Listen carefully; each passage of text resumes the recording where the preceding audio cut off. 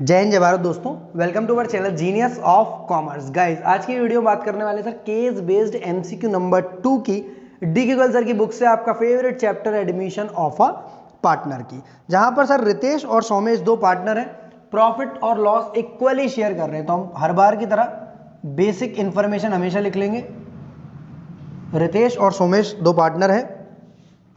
नया पार्टनर आ रहा है जिसका नाम है सात्विक, मतलब इनका प्रॉफिट शेयरिंग रेशियो इक्वली है। और नया जो पार्टनर आ रहा है उसका नाम है दोस्त सात्विक, वो 1/5 शेयर के लिए आ रहा है। और फ्यूचर जो प्रॉफिट शेयरिंग रेशियो रहेगा रितेश और सोमेश का, वो रहेगा 3:2, मतलब 3:2 रहेगा। किसका? रितेश का और सोमेश का। फ्यूचर प्रॉफिट शेयरिंग रेशियो जो रहेगा रितेश का और सोमेश का, वो रहेगा दोस्त 3:2। आफ्टर दैट हम बात करते हैं goodwill of the firm was to be valued at 2 years purchase of average profit of preceding 4 years। मतलब गुडविल के लिए यहां पर जो फॉर्मूला यूज करना है दोस्त, वो करना है हमें एवरेज प्रॉफिट्स में इनटू करेंगे नंबर ऑफ परचेज ईयर का। एवरेज प्रॉफिट लेने पिछले 4 सालों के, और number of purchase year use करना है दोस्त 2। सबसे पहले यहां पर जिस तरीके से आपको फॉर्मेचुअल दिया हुआ है, ईयर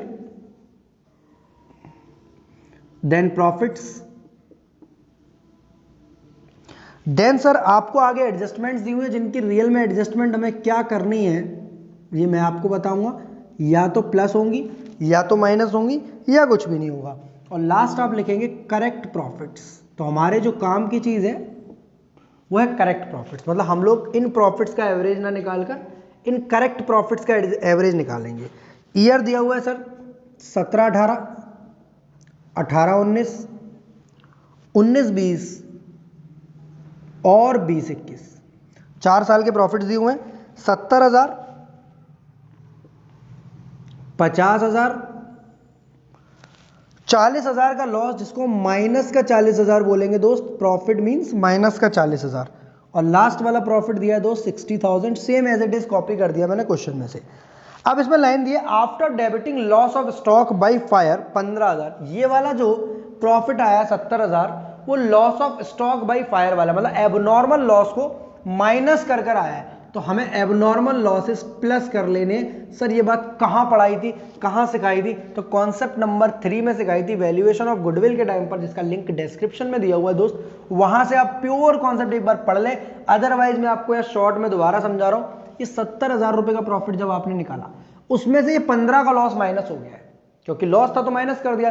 बट जब आपने गुडविल निकाली तो आपको लगा अगर ये लॉस नहीं होता तो मेरे प्रॉफिट 70 होते या 85,000 होते। मतलब मैं ऐसा मानता हूं ये लॉस जो अब हुआ है ये कभी होने नहीं दूंगा, मैं आग कभी लगने नहीं दूंगा। पर सर ऐसा कैसे हो सकता है? भाई आग लगने दोगे तो इंश्योरेंस करा लोगे, फायर इंश्योरेंस, बट आग नहीं लगेगी और लगेगी तो मेरा कोई ऐसा नुकसान नहीं होगा। तो मैं ऐसे लॉसेस को कभी भी गुडविल के समय प्रॉफिट में से माइनस नहीं होने दूंगा। अगर ये माइनस हो गए तो मैं वापस प्लस कर दूंगा। दोबारा समझ लो, abnormal losses are always added back with the profits in the year in which it was occurred. मतलब एबनॉर्मल लॉसेस आपको उसी साल के प्रॉफिट्स में ऐड करने जिस साल वो लॉस हुआ था, जहां से वो माइनस हो चुके हैं। एबनॉर्मल लॉसेस का मतलब loss due to fire, loss due to theft, किसी भी तरीके का ऐसा लॉस जो कभी और दोबारा हो नहीं सकता है, आप उसे होने नहीं दोगे। पॉइंट नंबर 2, प्रॉफिट है 50,000 रुपए के, जिसमें इंक्लूडिंग है इंश्योरेंस क्लेम। यहां पर इंश्योरेंस क्लेम जुड़ा हुआ है 5,000 रुपए का। तो इंश्योरेंस क्लेम वाला जो क्लेम है वो तभी होगा जब ऐसा कोई लॉस होगा, इंश्योरेंस, आग लग जाएगी, फायर हो जाएगी, चोरी हो जाएगी, आपके एसेट का नुकसान होगा और आपको कंपनी ने क्लेम दिया है। तो ऐसा क्लेम क्या बार बार देगी, हर बार देगी? ये आपकी मेहनत की कमाई है? नहीं। तो जिस तरह आपने लॉसेस को ऐड किया, एबनॉर्मल प्रॉफिट्स को आप लेस कर लेंगे दोस्त। यहां सिर्फ हम मेहनत वाले प्रॉफिट्स को देखते हैं, किस्मत वाले प्रॉफिट हो या लॉस हो उनका ट्रीटमेंट नहीं करते। लॉसेस माइनस होते थे, प्लस कर दिए, प्रॉफिट्स प्लस हुए थे, माइनस कर लिए। सिंपल सा कॉन्सेप्ट है, एबनॉर्मल लॉसेस ऐड होंगे, एबनॉर्मल प्रॉफिट्स लेस होंगे। आफ्टर दैट लॉस है 40,000 रुपए का, ये खुद लॉस है। After debiting voluntary retirement compensation paid. Voluntary retirement compensation क्या क्या होता है, कौन बच्चा मुझे बताएगा?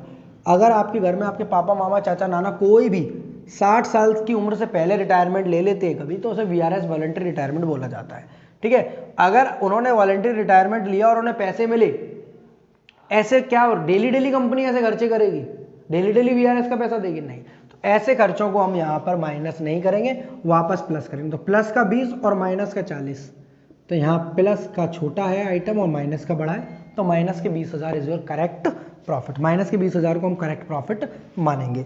आफ्टर दैट 60,000 रुपये का दोस्त आपका प्रॉफिट है, जिसमें से एक्सक्लूडिंग इंश्योरेंस प्रीमियम 10,000 रुपये का हमने इंश्योरेंस कराया था, जो कि हमने अभी तक माइनस, इंक्लूडिंग नहीं है दोस्त, एक्सक्लूडिंग है। अगर इंक्लूडिंग होता तो मैं इससे छेड़ता नहीं। ये ना कि एबनॉर्मल लॉस है आपका, न एबनॉर्मल प्रॉफिट है आपका, न नॉन ऑपरेटिंग एक्सपेंस है, न नॉन ऑपरेटिंग इनकम है। जो भी मैंने डिटेल में पढ़ाया आपको कॉन्सेप्ट वीडियो 3 में, अभी तक नहीं देखी तो देख लो, लिंक डिस्क्रिप्शन में। वहां पर मैंने एक बात करी थी, ऐसा कोई खर्चा जो कि नॉर्मल नेचर का हो, मतलब ऐसा कोई खर्चा जो होने वाला हो रहा हो चुका हो, होने वाला और होता ही रहेगा फ्यूचर में।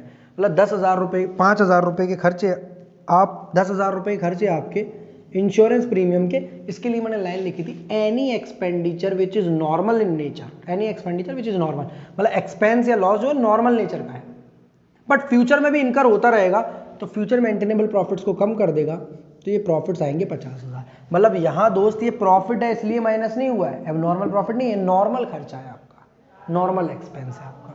तो बेसिकली आपके करेक्ट प्रॉफिट्स ये आ गए, जहाँ आप 8 और 4 12 और 1 13, 1,30,000 में से 20,000 गए, 1,10,000 और 1,10,000 50,000 जोड़ेंगे आप, 1,60,000 रुपये के आपके टोटल प्रॉफिट्स आ जाते हैं।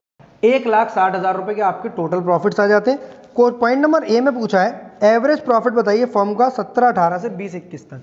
एवरेज प्रॉफिट बहुत आसान होता है दोस्त, average profits equals to total profits, जितने भी सालों का आपके पास प्रॉफिट है डिवाइडेड बाई 4। टोटल प्रॉफिट है आपका 1,60,000। इस एवरेज प्रॉफिट निकालने के लिए, करेक्ट प्रॉफिट्स के लिए आपको दोस्त सबसे पहले एबनॉर्मल लॉस को प्लस किया, एबनॉर्मल प्रॉफिट था इसलिए माइनस किया। VRS का खर्चा हर साल पे नहीं होगा, तो हमारे फ्यूचर मेंटेनेबल प्रॉफिट्स को कोई असर नहीं करेगा, और लास्ट का खर्चा नॉर्मल नेचर का था पर अब तक माइनस नहीं हुआ है, तो इसे माइनस कर लेंगे। नेक्स्ट आते हैं सर पॉइंट नंबर बी पर, जहां लिखा है गुडविल बताइए, value goodwill of the firm की वैल्यू बताइए, जिसके लिए हमें पहले ही पता है क्या फॉर्मूला था, average profit into number of purchase year. तो गुडविल कैसे निकलेगी दोस्त, goodwill equals to average profit है आपका 40,000 रुपया और नंबर ऑफ परचेज ईयर है 2, 80,000 is your goodwill, and the correct answer is point number 2, 80,000 is your correct answer. ना 60,000 सही है, ना 75,000, ना 120। नेक्स्ट पॉइंट है C point, is the most important, बहुत सरल है। सात्विक जो कि नया पार्टनर है, is unable to bring a share of goodwill in cash, the account to be debited to record is goodwill compensation। सात्विक का कौन सा अकाउंट हम डेबिट करेंगे, capital account, current account, premium for goodwill या ओल्ड पार्टनर्स कैपिटल। तो जब भी कोई पार्टनर गुडविल लेकर नहीं आता है तो हम उसके करंट अकाउंट को डेबिट करते हैं, और अगर लेकर आता है कैश में तो प्रीमियम फॉर गुडविल को क्रेडिट करते हैं। ये कॉन्सेप्ट था आपका एडमिशन ऑफ अ पार्टनर से, सिंपल कॉन्सेप्ट था, सिर्फ गुडविल की एडजस्टमेंट थी, बाकी क्वेश्चन में कुछ बहुत ज़्यादा खास नहीं था। वीडियो चलेगी तो लाइक जरूर, दोस्तों के संग शेयर, चैनल को सब्सक्राइब करेंगे, और ऐसी अमेजिंग वीडियोस आपके साथ यूं ही शेयर होती रहेंगी। Thank you to all of you, be happy always.